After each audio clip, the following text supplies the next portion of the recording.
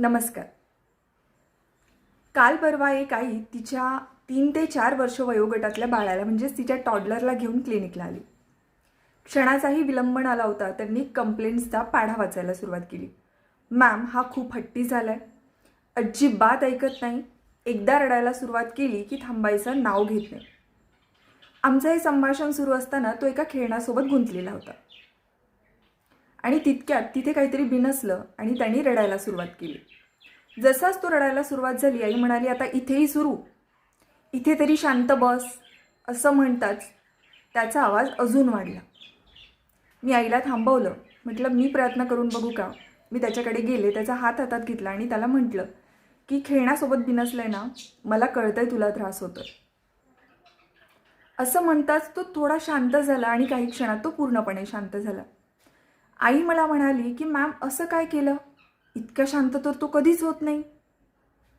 तेव्हा मी आईला म्हणाले की तो रडतोय, तो हट्ट करतोय, म्हणजे तो काहीतरी सांगायचा प्रयत्न करतोय, तो कनेक्शन शोधतोय. आणि इथेच सुरू होतं इमोशनल बॉन्डिंग.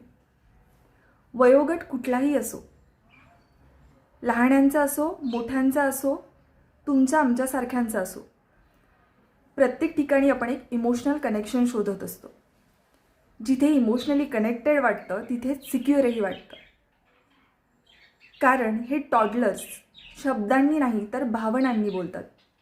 तेही अशी जागा शोधत असतात जिथे त्यांना वाटतं की त्यांना समजून घेतलं जातं.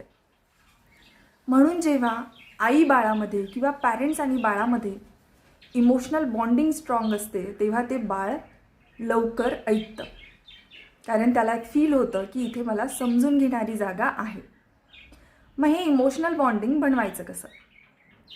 काही वेळ फक्त त्यांच्यासाठी द्या. No mobile, no distractions. Gentle touch आणि आय कॉन्टॅक्टचा वापर करा. बस आता पुरे असं म्हणण्यापेक्षा मला कळतंय, तुला त्रास होतोय, ह्यासारख्या भाषेचा वापर करा. आणि सगळ्यात महत्त्वाचं म्हणजे तुमचा जो काही रिस्पॉन्स असेल तो कन्सिस्टंट ठेवा. कारण आपलं बाळ इमोशनल बॉन्डिंग शोधतंय आपल्यात आणि त्याच्यात. थँक्यू.